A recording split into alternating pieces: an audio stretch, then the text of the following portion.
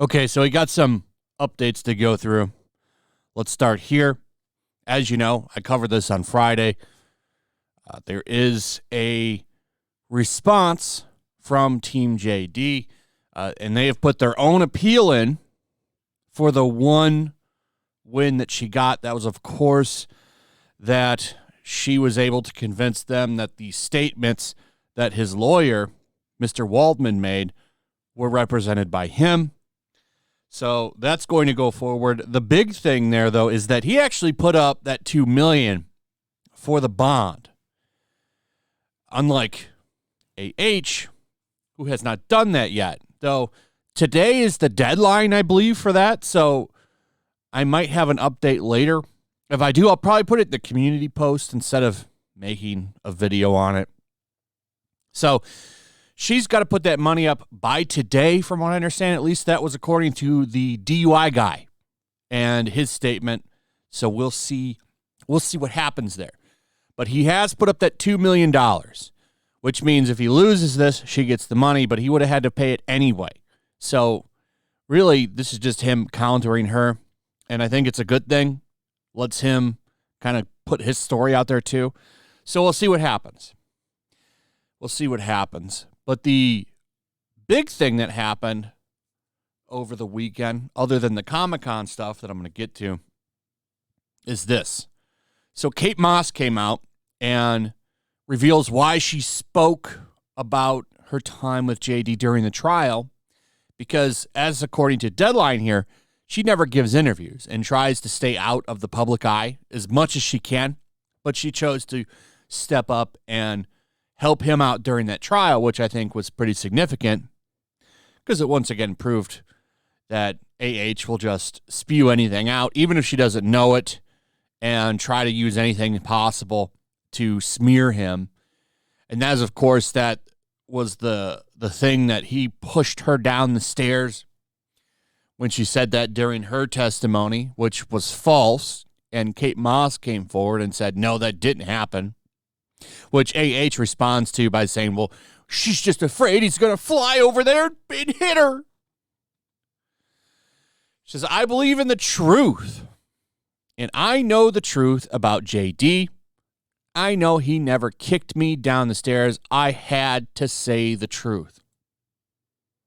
And that was the big reveal. I know it's not that revealing, but I like that she wanted to get out there and put some justice out there. And as I always say, every woman he's been with has said nothing but good things about him and still come out to defend him. Seems that there's just this outlier that has a story that just doesn't match up with everybody else's, though we've discussed this in length before. So that's the big thing going on there. And then the Comic-Con. I think this is worth talking about because Warner Brothers still hasn't made things right with JD. Kind of screwed him over, to be honest, with what they did with Fantastic Beasts, which ended up screwing them over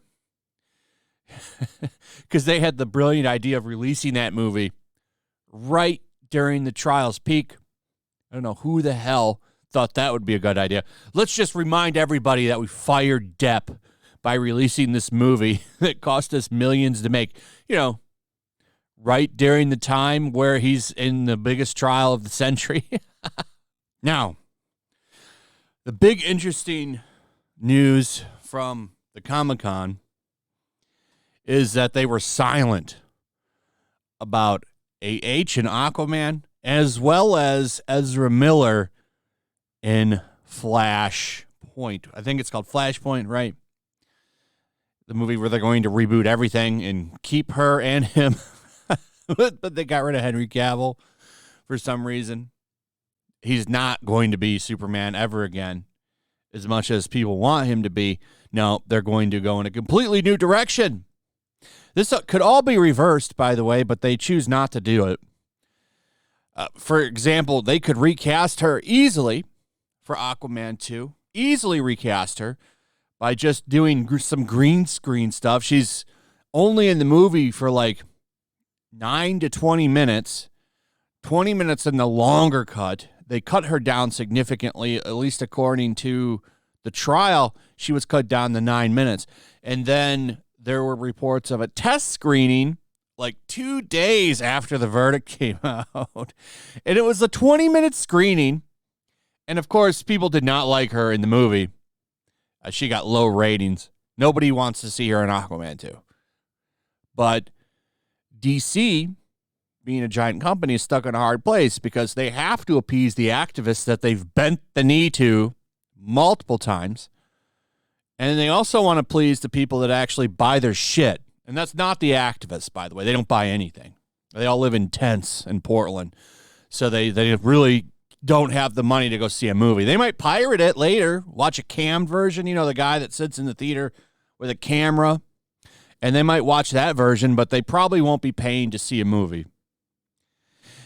So they're stuck. You know, they have to please these homeless people that never shower, these full-time activists, because, you know, they spend so much money on products and escapism.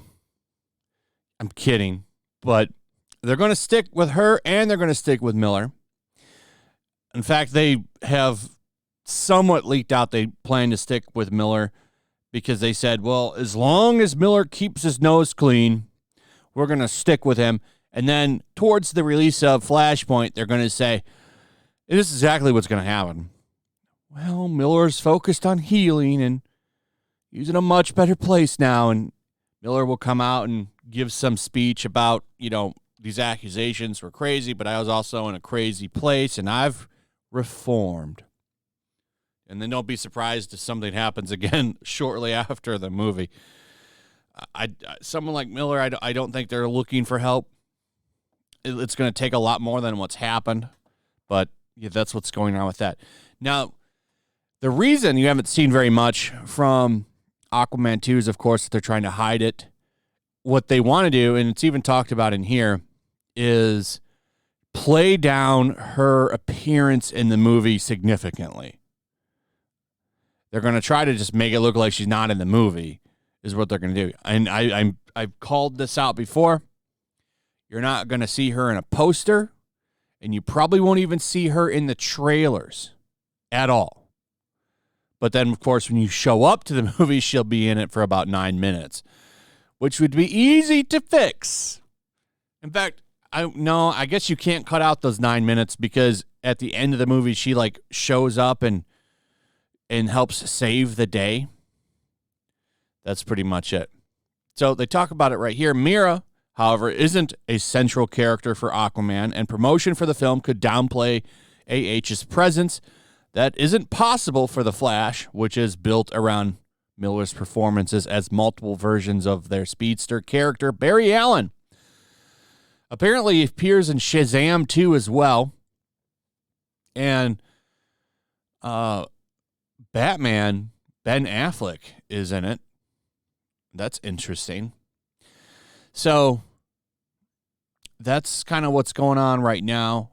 They did not speak of her name at all in that played down San Diego Comic-Con conference that they did, which isn't surprising. They want to avoid talking about these two as much as possible because their movies don't come out until 2023. But still no word about her. A lot of rumors that they're going to cut her, but nothing has been talked about yet. So any reports that she's officially fired yet, I don't know if that's true or not. We will see. We will see, because upsetting the activists, they're more concerned about that than they are about getting your money. And that is a problem with a lot of these companies. A big problem. And it's one of the reasons why Rippaverse is making so much money. Well, you know you're not going to deal with this kind of shit over there. Anyway, let me know what you guys think. Also, if you would, please like, subscribe, share the video. Make sure you're still subscribed. Hit that notification bell. And I'll see you guys on the next one. Peace. Make sure to check out my locals. There's a link in the description. It's a fun community that I'm trying to build over here. If you don't want to support me on YouTube, you can come over here.